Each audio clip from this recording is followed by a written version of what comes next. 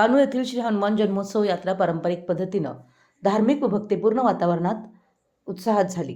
श्री हनुमान मंदिरात यात्रेनिमित्त पहाटे 5 वाजता श्रींना पंचामृत अभिषेक गुरव समाजातर्फे करण्यात आला। 5:30 वाजता सुतार समाजातर्फे जन्मकाळ व पाळणा झाला। जन्मकाळ झाल्यानंतर मंदिरावर पुष्पवृष्टी करण्यात आली। सुंठवडा प्रसादाचं वाटप करण्यात आलं। स्वामी जंगम समाजातर्फे श्रींचा जप झाला। श्री शिवप्रतिष्ठान हिंदुस्थान व सकल हिंदू समाजातर्फे श्रींना मानाचं श्रीफळ तोरण अर्पण करण्यात आलं। मानाचं तोरण अर्पण करण्यासाठी भाविक भक्तांनी मंदिर परिसरात मोठी गर्दी केली होती। शिंपी समाज परीट समाजाच्या वतीनं श्रींना वस्त्र अर्पण करण्यात आलं। नाभिक समाजातर्फे धर्मध्वज अर्पण व पूजन झालं।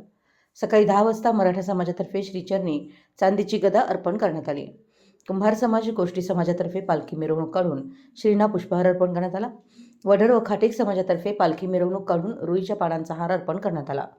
वडर समाजातर्फे काढलेल्या मिरवणुकीत प्रभू रामचंद्रांची 10 फुटाची आकर्षक मूर्ती समाविष्ट होती। साळी समाजातर्फे मिरवणूक काढून श्रीचरणी गंध गुलाल अर्पण करण्यात आला।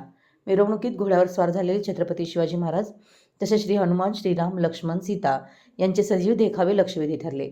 माळी समाजातर्फे पालखी मिरवणूक काढून श्रीचरणी फळांचा नैवेद्य अर्पण करण्यात आला। ब्राह्मण समाजातर्फे श्रींना नैवेद्य अर्पण करण्यात आला।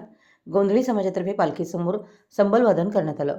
चर्मकार समाजातर्फे पालखीसमोर देवटी धरण्यात आली। धनगर समाजातर्फे पालखीसमोर मानाचे अश्व होते।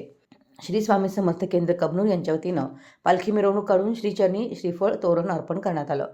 आपला देव आपली यात्रा या संकल्पनेनुसार पहिल्यांदा झालेल्या श्री हनुमान जन्मोत्सव यात्रेनिमित्त भाविक भक्तांनी दर्शनासाठी मोठी गर्दी केली होती। मराठी एस न्यूजसाठी कबनूरहून चंदुलाल फकीर।